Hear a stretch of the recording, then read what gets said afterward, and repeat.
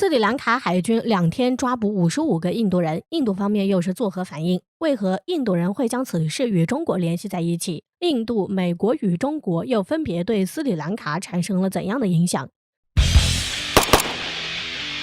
据印度周刊报道，近日斯里兰卡官方发布了一项声明，称斯里兰卡海军逮捕了43名印度渔民，并扣押了6艘拖网渔船。而之所以要抓捕这些印度人，是因为他们涉嫌在斯里兰卡领海内非法捕鱼。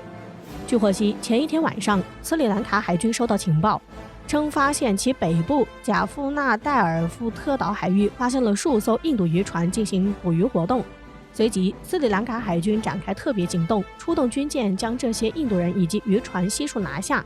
此外，还有一个细节，那就是斯里兰卡海军抓到印度人后，首先进行了快速核酸检测，然后才交给有关部门。然而，此事还并没有结束。就在抓捕43名印度渔民的第2天晚上，斯里兰卡海军再次出动，又在曼达帕姆附近的海域再度扣押了2艘印度渔船，逮捕印度渔民12人。连续2天，斯里兰卡海军就拿下了55个印度人。印度媒体对此表示，从这些行动中可以看出，斯里兰卡当局集中针对印度渔民在进行行动。而此事传回到印度国内后，立马引起轩然大波。泰米尔纳德邦的印度渔民协会召开大会，宣布将进行无限期罢工，并且组织在拉姆斯瓦兰公共汽车站举行大规模抗议，以引起印度政府的注意，让印度政府施压斯里兰卡政府释放这55个印度渔民。然而，毕竟是印度人事先闯入他国领海，理亏在先，印度政府也一直未能与斯里兰卡形成有效的沟通。因此，也有不少印度渔民表示，在这件事情上，印度政府做得很失职，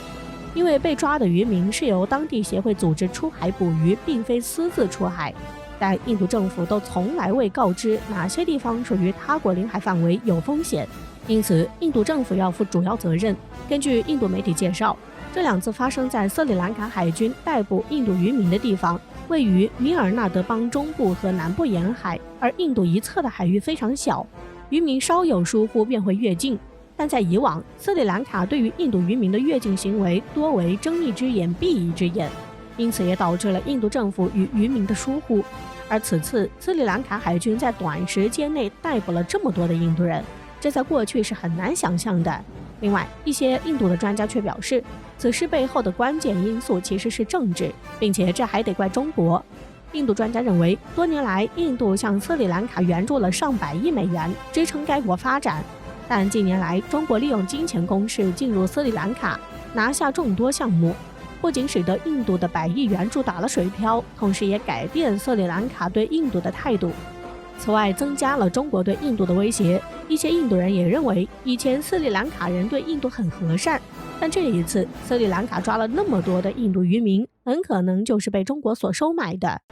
不过，印度人始终忽略了一点，那就是邻居们对自己的真实看法。印度人一直认为斯里兰卡一心向着自己，但实际上斯里兰卡在国际上一直是采取多国合作的姿态，这其中不仅有印度，还有美国与中国。不过，由于离得近，斯里兰卡的确深受印度影响，但这并不意味着斯里兰卡人对印度有什么好印象。上世纪80年代，斯里兰卡爆发内战，斯里兰卡政府多次求助印度无果。后来，斯里兰卡人惊讶地发现，印度政府暗中资助了斯里兰卡国内的猛虎组织。之后，印度还以此为由出兵斯里兰卡。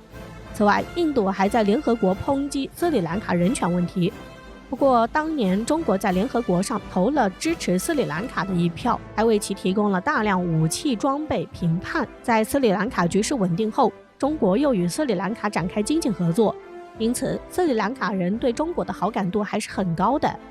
一直以来，印度都是将印度洋视为自己的海洋，而美国又总想着利用印度洋来锁死中国的贸易航线，二者在这一方面不谋而合。因此，近年来，美国与印度在对抗中国这方面走得很近。在这种情况下，斯里兰卡就成为中国在印度洋破局的关键。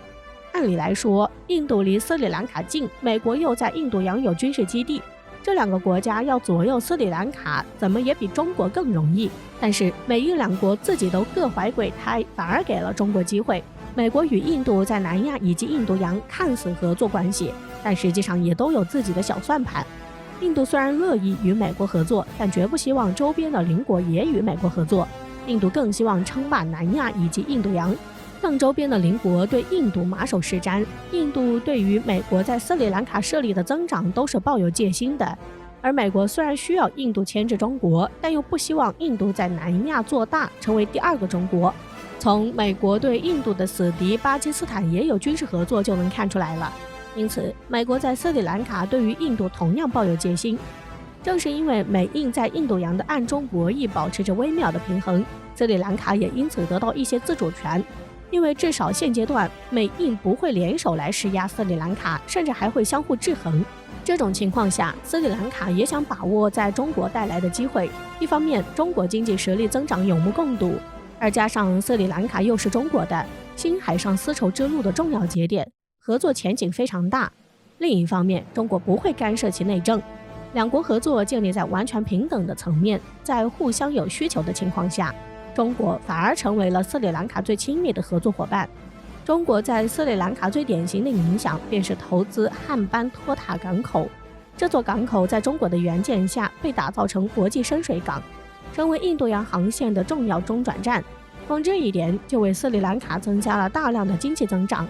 而斯里兰卡也很大方地将汉班托塔港口租借给中国企业99年。在中国的投资初见成效后，美印也发觉事情不对。印度媒体多次造谣称中国试图将汉班托塔港建设为中国的海外军事基地，以此威胁整个印度洋的安全。而斯里兰卡当局则多次反驳这些谣言，为中国站台。去年10月份，时任美国国务卿蓬佩奥走访南亚与东南亚多国，并且对这些国家提出了一份千禧年挑战公司的协议。这份协议旨在美国投资帮助贫困国家进行基础建设、发展经济，但是这个协议是附带政治条件的，其中重要的一条就是追随美国利益，排除中国影响力。说白了，美国人就是在利诱这些国家在中美之间选边，让这些国家抵制中国的一带一路政策。不过没能如美国所愿，斯里兰卡总统拉贾帕克萨第一时间发声，称拒绝与美国签署合作协议，甚至直言即使是在梦中也不会签这个协议。拉贾帕克萨表示，斯里兰卡不想卷入大国集团之间的斗争。而在斯里兰卡总统发声后，包括尼泊尔与东南亚国内在内也发布了类似声明，结果美国人的协议没有一个国家接受。从上述种种案例就能说明原因了。斯里兰卡突然出手抓了这么多印度人，自然不是寻常的举动。但这个问题并不出在中国身上，恰恰出在印度人自己身上。